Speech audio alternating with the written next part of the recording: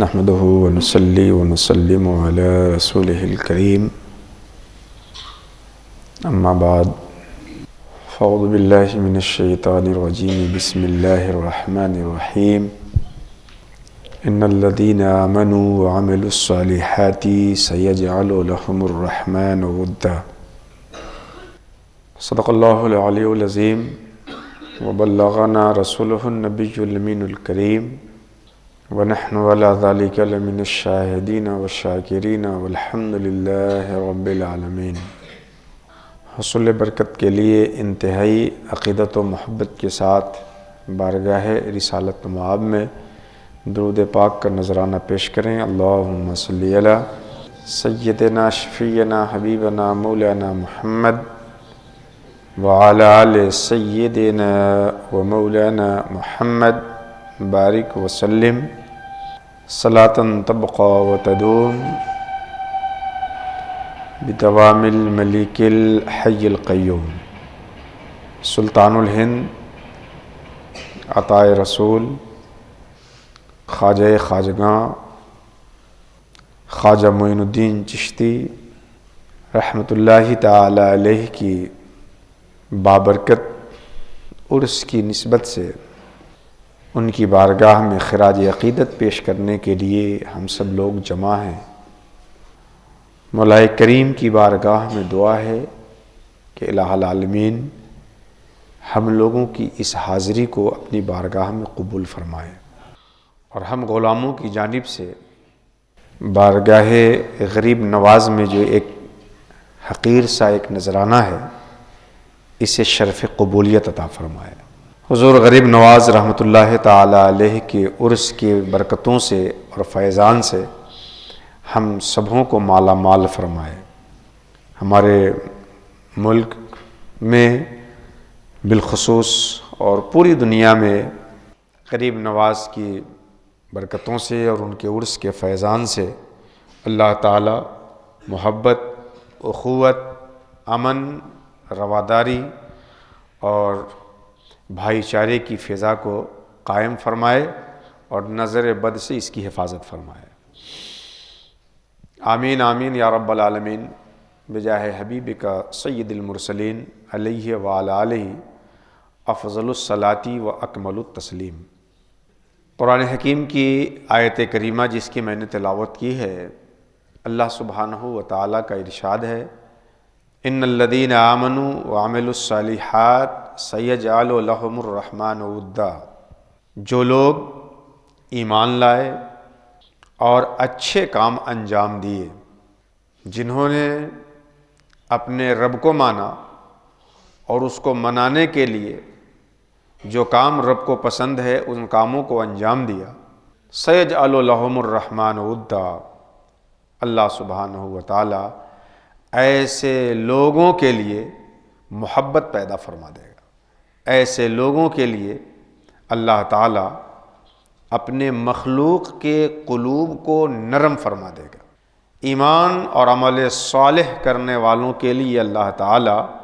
انسانوں کے دلوں کو اس کی طرف مائل کر دے گا،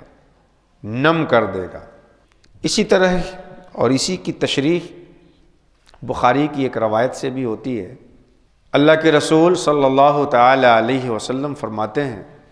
کہ اللہ سبحانہ و تعالی جب اپنے کسی بندے سے محبت فرماتا ہے تو جبریل کو آواز دیتا ہے، اے جبریل میں فلاں بندے سے محبت کرتا ہوں، تم بھی کرو۔ جبریل اس بندے سے محبت کرنے والے بن جاتے ہیں۔ پھر حکم ہوتا ہے اور آسمان کے فرشتوں میں یہ ندا عام کر دی جاتی ہے کہ آسمان کے فرشتوں اللہ فلاں بندے سے محبت کرتا ہے، تم بھی کرو۔ پھر آسمان کے سارے فرشتے اللہ کے اس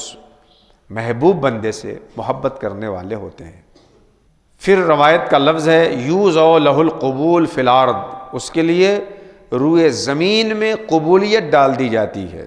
لوگوں کے دلوں میں، اور اللہ اپنے مخلوق کے قلوب میں اس کے لیے جھکاؤ، کشش، جاذبیت ڈال دیتا ہے، اور لوگ کشا کشا اس کی طرف متوجہ ہوتے ہیں، اس کی طرف جھکتے ہیں، اس کی طرف مائل ہوتے ہیں۔ بلکہ اس کا نتیجہ تو یہاں تک پہنچتا ہے کہ جنہوں نے ان کا زمانہ نہ بھی پایا ہو، ان کے بھی قلوب ان کی محبت سے سرشار ہوتے ہیں، بھرے ہوئے ہوتے ہیں، لبریز رہتے ہیں۔ اس کی واضح نشانی ہے، اس کا بین دلیل ہے ہم سب کے دلوں میں حضور غریب نواز کی محبت کا ہونا۔ نبوت اور ولایت، نبوت اللہ سبحانہ و تعالیٰ اپنے جن بندوں کو منتخب کر لیتا ہے اس بات کے لیے کہ وہ اللہ کے پیغام کو عام بندوں تک پہنچائیں، وہ نبی ہوتے ہیں، اور نبی کی لائی ہوئی تعلیمات کو جو بندہ اپنا کر اللہ تک پہنچتا ہے وہ ولی ہوتے ہیں۔ اللہ کی طرف سے احکام لانے والے نبی، اور ان احکام کو اپنی زندگی میں خلوص اور للہیت اور نبی کی مکمل تابعداری کے ساتھ اپنانے والے اور اللہ کی رضا اور اس کی خوشنودی کو حاصل کرنے والے ولی ہوتے ہیں۔ اللہ سبحانہ و تعالیٰ انسانوں کے بیچ نبیوں کو بھیجتا ہی اس لیے ہے کہ اس کے عام بندے اس نبی کی اتباع کر کے اللہ تک پہنچے، اللہ کی خوشی تک پہنچے۔ اللہ تک پہنچنے کا مطلب اللہ کی خوشی تک پہنچنا، کیونکہ اللہ سبحانہ و تعالیٰ کسی مکان میں متمکن نہیں ہے کہ مسافتوں کو طے کر کے کوئی اس تک پہنچے گا۔ اللہ تک پہنچنا اور اللہ سے قریب ہونا، اللہ کی پسندیدہ چیزوں سے قریب ہونا، اللہ کی پسندیدہ چیزوں تک پہنچنا، اللہ کی رضا اور اس کی خوشی تک پہنچنا۔ شرح عقائد درس نظامی میں پڑھائی جانے والی بڑی مشہور کتاب ہے عقیدے کی۔ علامہ سعد الدین تفتازانی رحمۃ اللہ تعالی علیہ نے نبوت اور ولایت کے مرتبے میں فرق کرتے ہوئے بیان فرمایا کہ نبی کا اپنے نبی ہونے کا علم ہونا یہ ضروری ہوتا ہے، نبی کو اپنی نبوت کا علم یقینی طور پر ہوتا ہے، لیکن ولی کو اپنی ولایت کا علم بھی ہو یہ ضروری نہیں ہے۔ نبی کو اپنی نبوت کا علم ہو یہ ضروری ہے، ولی کو اپنی ولایت کا علم ہو یہ ضروری نہیں ہے۔ بسا اوقات تو یوں ہوتا ہے کہ بندہ اپنے آپ کو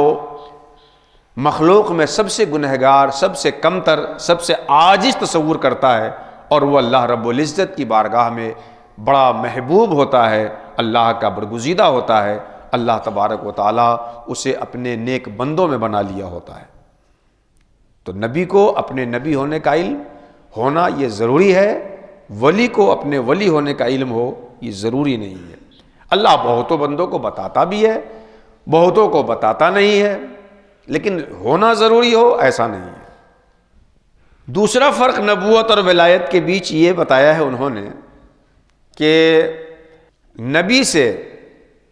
جب ان کی قوم چیلنج کرے اور دلیل نبوت کا مطالبہ کرے تو قصداً نبی اپنی جانب سے دلیل نبوت دکھاتے ہوئے معجزے کا اظہار کرتے ہیں۔ قوم کہتی ہے کہ آپ اللہ کے نبی ہیں تو دکھائیے معجزہ، آپ دکھا دیں گے تو میں مان لوں گا کہ آپ اللہ کے نبی ہیں۔ تو قوم کے چیلنج کے وقت نبی پہ یہ ذمہ داری ہوتی ہے کہ وہ معجزہ قصداً ظاہر کریں اور اپنی قوم کو مطمئن کریں اور یہ ثابت کریں کہ وہ اللہ کے نبی ہیں۔ لیکن اولیاء سے کرامت کا قصداً عام حالتوں میں صدور نہیں ہوتا۔ اولیاء انہیں علم ہو بھی جاتا ہے کہ وہ اللہ کے ولی ہیں، اللہ نے انہیں اپنا بنا لیا ہے، تب بھی وہ اس کے اثرات کو مخفی رکھتے ہیں اور ارادتاً اور قصداً کرامت کا ظہور کرنے سے بچنے کی کوشش کرتے ہیں۔ ہاں بعض صورتیں ایسی ہوتی ہیں جس میں وہ من جانب اللہ مامور ہوتے ہیں کسی مقصد کے پیش نظر، تو وہ ارادتاً کرامت ظاہر کرتے بھی ہیں، لیکن عام حالتوں میں وہ قصداً کرامت کے ظاہر کرنے سے پرہیز کرتے ہیں۔ غرض یہ کہ نبوت مقام اظہار ہے، اس کو بندوں کے بیچ ظاہر کرنا ہے کہ وہ نبی ہے، اور ولایت مقام اخفاء ہے، عام حالتوں میں یہ اظہار اس کے لیے ضروری نہیں ہے، اس کو پوشیدہ رکھنا ہے کیونکہ اس کا اور اس کے رب کے بیچ کا معاملہ ہوتا ہے۔ تیسرا فرق نبوت اور ولایت میں یہ بیان کیا انہوں نے کہ نبی جو ہوتے ہیں ان کے مقتضی نبوت کا جو اثر ہوتا ہے وہ قطعی اور یقینی ہوتا ہے، اور اس میں الزام علی الغیر کی صلاحیت ہوتی ہے۔ نبی کے اوپر جو وحی آئی قطعی ہے، اس میں خلاف کی کوئی گنجائش نہیں ہے، اور اس میں غیر کے اوپر الزام کی صلاحیت ہوتی ہے کہ وہ حکم دوسروں پہ نافذ ہوگا۔ اور ولایت میں جو الہام ہوتا ہے یا جو کشف کے واقعات ہوتے ہیں، اس کا جو تقاضا ہے، اس کا جو مقتضا ہے، اس کے اثر میں خلاف کی گنجائش باقی ہوتی ہے اور الزام کی صلاحیت نہیں ہوتی۔ الہام میں خلاف کی گنجائش ہے، کشف میں خلاف کی گنجائش ہے۔ یہ اور بات ہے کہ وہ گنجائش کس درجے کا ہے، کس درجے کی ہے اور اس کی حیثیت کیا ہے، لیکن اس میں خلاف کی گنجائش ہے۔ زن حاصل ہوتا ہے، غلبہ زن حاصل ہوتا ہے، اور غلبہ زن کا مطلب ہے کہ خلاف کی گنجائش ہوتی ہے، اور اس میں الزام علی الغیر کی صلاحیت نہیں ہوتی۔ الہام کی بنیاد پر، کشف کی بنیاد پر ہم کوئی حکم کسی کے خلاف لازم نہیں کر سکتے۔ ایک فرقہ معتزلہ ہے جو بڑا مشہور فرقہ ہے علم کلام کے بیچ، اس نے اولیاء سے کرامت کے صدور کا انکار کیا ہے۔ ان کا ماننا یہ ہے کہ انبیاء سے معجزے کا صدور ہوتا ہے، خرق عادت امر کا صدور ہوتا ہے۔ اگر اولیاء سے بھی یہ چیز صادر ہو خرق عادت، تو ولایت اور نبوت دونوں مشتبہ ہو جائے گی، دونوں کو ایک دوسرے سے پہچاننا اور الگ کرنا مشکل ہو جائے گا۔ اس لیے ان کا یہ ماننا ہے کہ ولی سے خرق عادت کوئی چیز صادر نہیں ہوگی۔ اس سلسلے میں اہل سنت کا موقف یہ ہے کہ انبیاء سے بھی خرق عادت چیزیں صادر ہوتی ہیں، اس کو اصطلاح میں معجزہ کہتے ہیں، اور اولیاء سے بھی خرق عادت چیزیں صادر ہوتی ہیں، اس کو اصطلاح میں کرامت کہتے ہیں۔ اور اولیاء سے کرامت کے صدور کی وجہ سے ولایت کا اور نبوت کا اشتباہ لازم آئے گا، یہ کہنا صحیح نہیں ہے، کیونکہ اشتباہ تو تب ہوتا جب کہ ولی بھی دعوی نبوت کرنے والا ہوتا، یہ بھی مدعی نبوت ہوتا، اور اس کے ہاتھ سے بھی عادت کے خلاف چیز صادر ہو جاتی۔ جبکہ ولی مدعی نبوت نہیں ہوتا، وہ تو کسی نبی کا متبع ہوتا ہے، پیرو ہوتا ہے، اپنے آپ کو سب سے زیادہ عاجز اور کمتر جاننے والا ہوتا ہے، تو اشتباہ کہاں سے لازم آئے؟ احادیث کریمہ میں بھی اولیاء سے کرامتوں کے صدور کا تذکرہ ملتا ہے، صالحین اور اولیاء کرام کی زندگی پہ مشتمل کتابوں میں بھی اس کے تذکرے ملتے ہیں۔ حضرت سلیمان کے ساتھی نے پلک جھپکنے سے پہلے اور اس سے کم مدت میں بلقیس کے تخت کو لا کے ظاہر کیا، یہ کتاب اللہ سے کرامت کا ثبوت ہے۔ حضرت مریم کے پاس بے موسم کا پھل حاضر ہوتا، حضرت زکریا پوچھتے یہ کہاں سے آیا، کہتی کہ یہ اللہ کی جانب سے آیا، حضرت مریم سے کرامت کا صدور۔ احادیث میں آتا ہے کہ صحابہ کرام نبی کریم صلی اللہ علیہ وسلم کی مجلس میں تھے، اسی بیچ سرکار کی گفتگو طویل ہو گئی، رات ہو گئی، دو صحابہ تھے جن کا گھر دور تھا، ان کے ہاتھ میں ایک ایک لاٹھی تھی، جب وہ چلنے لگے رات میں تو لاٹھی ان کی چمکنے لگی اور اس کی روشنی میں راستہ دیکھنے لگے۔ آگے چل کر کے جب دونوں کا راستہ الگ الگ ہوا تو پھر دونوں کی لاٹھی چمکنے لگی اور اپنی لاٹھی کی روشنی میں دونوں اپنے گھر تک پہنچے۔ تو اہل سنت کا عقیدہ ہے، ماننا ہے کہ اولیاء سے کرامت کا صدور حق ہے، اور اس صدور کرامت سے ولی کا نبی سے مشتبہ ہونا لازم نہیں آئے گا۔ یہاں پر ایک چیز ہم سب کو سمجھ لینے کی ہے کہ معجزہ ہو، کرامت ہو، یا اور بھی خلاف عادت ہونے والی چیزیں ہوں، ان سب کے پردے میں حقیقی تاثیر جو ہوتی ہے وہ صرف اور صرف اللہ سبحانہ و تعالیٰ کی ہوتی ہے، کیونکہ اشاعرہ کا اہل سنت و جماعت کا عقیدہ ہے المحدثات کلھا منسوبۃ الی اللہ تعالی، جو چیز بھی عدم سے وجود میں آتی ہے وہ اللہ تعالیٰ کی قدرت کی جانب منسوب ہے، اور اس کا عدم سے وجود میں آنا اللہ کی قدرت سے۔ اب اللہ تعالیٰ اپنی اس قدرت کو اگر نبی کے ہاتھ پہ ظاہر کرے خلاف عادت تو وہ معجزہ ہے، اور اسی قدرت کا اظہار اگر اپنے صالح مومن متقی بندے کے ہاتھ پہ ظاہر کرے تو اس کو کرامت کہتے ہیں۔ اللہ کی طرف اس کی نسبت کریں تو اس کو آیت کہیں گے، اللہ کی قدرت کی نشانی، نبی کی طرف نسبت کریں تو اس کو کہیں گے معجزہ، اور ولی کی طرف اس کی نسبت کریں تو اس کو کہیں گے کرامت، اگرچہ تینوں میں قدرت جو ہے وہ اللہ سبحانہ و تعالیٰ ہی کی ہے۔ کرامت اولیاء سے صادر ہو سکتی ہے اور اس میں کوئی استحالہ نہیں ہے، حق ہے صدور، لیکن یہ مطلب بھی نہیں کہ اگر کرامت کا صدور نہ ہو تو وہ ولی ہی نہیں۔ یہاں افراط اور تفریط یہ ہے کہ معتزلہ کے نزدیک اولیاء سے کرامت کا صدور ہی محال، اور اس کے بالمقابل کچھ لوگ ایسے ہیں جو شعوری یا غیر شعوری طور پر اس نظریے کے حامل نظر آتے ہیں، سمجھ میں آتے ہیں کہ ان کے نزدیک کرامت نہیں تو ولایت نہیں۔ تو ایسا بھی نہیں کہ ولی ہے تو کرامت کا صدور محال، اور ایسا بھی نہیں کہ کرامت نہ ہو تو ولایت ہی نہیں۔ کرامت کا صدور ہو سکتا ہے، یہ تو اللہ تبارک و تعالیٰ کی مرضی پہ مبنی ہے، وہ کس کے ہاتھ پہ خلاف عادت چیز ظاہر فرماتا ہے، کب ظاہر کرتا ہے، کس حکمت اور کس مصلحت کے تحت ظاہر فرماتا ہے۔ ہمارا جو آج کل مزاج ہے کہ اگر ہم کسی بزرگ کے نام پہ جمع ہوتے ہیں یا کسی عرس کی تقریب میں اکٹھا ہوتے ہیں تو ہماری پوری کوشش جو ہوتی ہے صاحب عرس کی کرامتوں کے بیان تک منحصر رہتی ہے۔ ایمان ہے ہمارا، ابھی میں نے بیان کیا اہل سنت کے عقیدے کو کہ کرامت کا صدور اولیاء سے ہو سکتا ہے، حق ہے، لیکن جو سب سے بڑی کرامت ہو سکتی ہے کسی صاحب دل کی اور کسی بزرگ کی اور کسی ولی کی، رسالہ مکیہ میں علامہ قطب الدین دمشقی رحمۃ اللہ تعالی علیہ نے فرمایا ہے کہ اولیاء کی کرامتوں میں سے سب سے افضل ترین کرامت یہ ہے کہ ان کی صحبت میں رہنے سے، ان کے پاس بیٹھنے سے، ان کی باتوں کو سننے سے ایمان تقلیدی جو ہو وہ ایمان تحقیقی میں بدل جائے اور ایمان غیبی ایمان شہودی کی کیفیت سے سرشار ہو جائے۔ اولیاء کی کرامتوں میں سے سب سے اعلیٰ ترین کرامت یہ ہے کہ ان کی صحبت میں بیٹھنے سے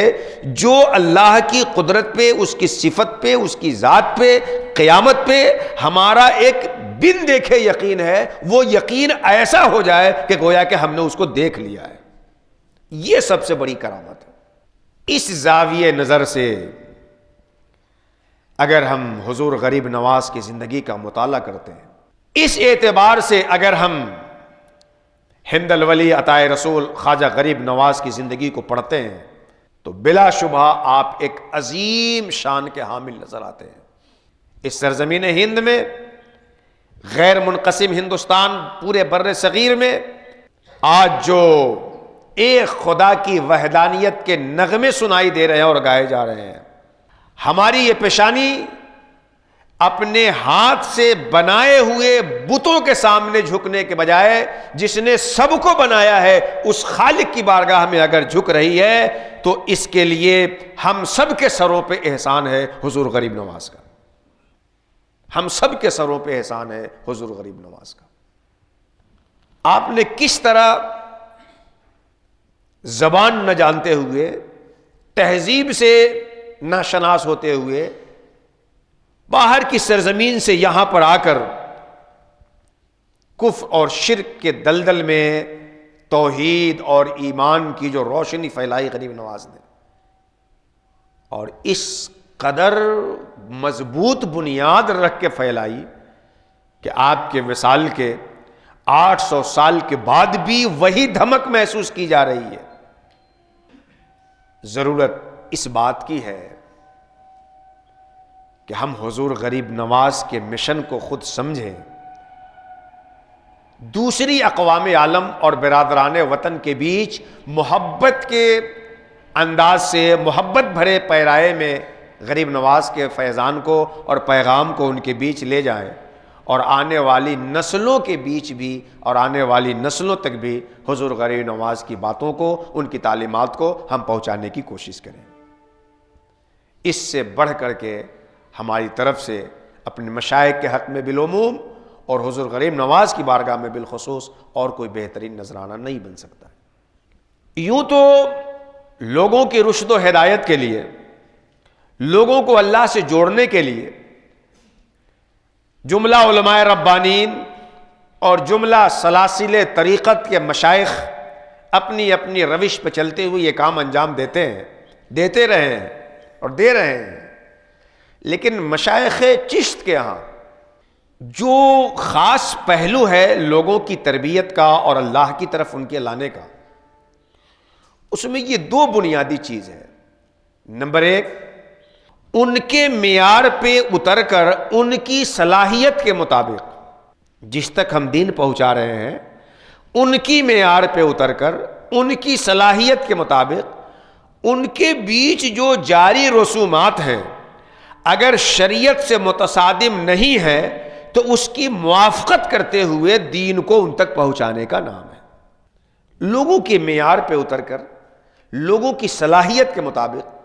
ان میں جاری رسومات بشرطے کہ دین سے اور دین کے بنیادی اصول سے متصادم نہ ہو، اس کی موافقت کرتے ہوئے دین کو فطری انداز میں ان کی طبیعت، ان کے سانچے اور ان کے کردار میں ڈھالنا۔ خود نبی کریم صلی اللہ تعالی علیہ وسلم بھی جب لوگوں کے سامنے اپنی دعوت کو اور اپنی تبلیغ کو پیش فرماتے ہیں تو آپ کا جو اسلوب تھا وہ سب سے پہلے خدا کی طرف بلانا۔ اسی لیے آپ کی جو ذمہ داری یتلو علیہم آیاتی، سب سے پہلے آیات ربانیہ کی تلاوت، لوگوں کے سامنے کائنات میں پھیلے ہوئے زمین اور آسمان میں جو اللہ تعالیٰ کی قدرت کی نشانیاں ہیں، قوموں کے سامنے ان نشانیوں کو بیان کرنا۔ لوگوں کے سامنے کائنات میں اللہ کی قدرت کی پھیلی نشانیاں اس قدر بیان کر دی جائیں، اتنا دکھا دیا جائے کہ انسان کو جتنا اپنا یقین ہو اس سے کہیں زیادہ اپنے رب کے وجود کا یقین حاصل ہو جائے۔ یہ سب سے پہلا کام ہوتا ہے۔ اسی لیے نبی کریم صلی اللہ علیہ وسلم بھی جب صحابہ کو بھیجتے تھے الگ الگ علاقوں میں تو انہیں کہتے تھے کہ تم جو سب سے پہلے لوگوں کو جس چیز کی دعوت دو گے وہ ہے توحید کی اور ایک خدا کی۔ جب یہ مان لے تو پھر اس کے بعد نماز ہے، روزہ ہے، زکوٰۃ ہے، یہ سارے ارکان ان کو بتانا۔ آج کل انسانوں کے بیچ ہی ایک ایسا طبقہ بھی وجود میں آ رہا ہے، آیا ہے، جس کو اس کائنات کے بنانے والے پہ شک ہے، تردد ہے یا انکار ہے۔ ہمیں طالب علم ہونے کی حیثیت سے خاص ذمہ داری ہمارے کندھے پہ آتی ہے۔ حضور غریب نواز کے فیضان کو آگے بڑھانے کے ادارے سے جڑے ہوئے ہونے اور خانقاہ سے جڑے ہوئے ہونے کے ناطے بھی ایک خاص ہماری ذمہ داری بنتی ہے، اور یہ بالعموم ذمہ داری تو ہر اس شخص کے کندھے پہ آتی ہے جو رب تبارک و تعالیٰ کے اوپر وجود پہ ایمان رکھتا ہے اور اس کے وجود پہ یقین رکھتا ہے، کہ ہم ان سوالات کو سمجھیں، ان چیزوں کو سمجھیں جو لوگوں کو ایک خدا سے مشکوک کرتے ہیں، اور کیسے ہم اس شک کا ازالہ کریں، کیسے لوگوں کے ذہن و دماغ میں ایک خدا کے یقین کو مستحکم کر سکے، سائنسی نقطہ نظر سے، عقلی نقطہ نظر سے، منطقی نقطہ نظر سے، سماجی نقطہ نظر سے، رفاہی نقطہ نظر سے، جس اعتبار سے ہو سکے ہر اعتبار سے، کیونکہ جب تک کسی کو قائل پہ یقین نہیں ہوگا اس کے کلام پہ یقین نہیں ہوگا، اور جب قائل پہ یقین نہیں رہے گا تو اس کے حکام پہ یقین نہیں ہوگا۔ تو سب سے پہلا مرحلہ جو ہمارے مشائخ کا تھا اور نبی کریم صلی اللہ علیہ وسلم کا یہی طریقہ تھا کہ سب سے پہلے لوگوں کے ذہن و دماغ میں ایک خدا کے یقین کو اتنا مستحکم کر دیا جائے کہ لا حول ولا قوت الا باللہ العلی العظیم، وہی ایک ہے اور ساری طاقت اسی ایک کے پاس ہے، وہ جو چاہتا ہے وہ ہوتا ہے، وہ جو نہیں چاہتا ہے وہ نہیں ہوتا، ما شاء اللہ کان وما لم یشاء لم یکن۔ پھر اس کے بعد مشائخ چشت کا جو دوسرا پہلو ہے، لوگوں کی خدمت اور ان سے رواداری، حسن سلوک اور ان کی طرف سے آنے والی اذیتوں پہ صبر۔ غریب نواز تو حضور غریب نواز کا لقب ہی ہے، زبان زد عام و خاص ہے، اس قدر غریب نواز، اور بلا کسی تفریق کے ہر ایک کے لیے اپنے دامن کو کشادہ رکھنا، اپنے دروازے کو کھلا رکھنا۔ آپ دیکھ رہے ہیں کہ ہر چند کے فضا کو مقدر کرنے کی بھرپور کوشش کی جا رہی اور کی گئی اور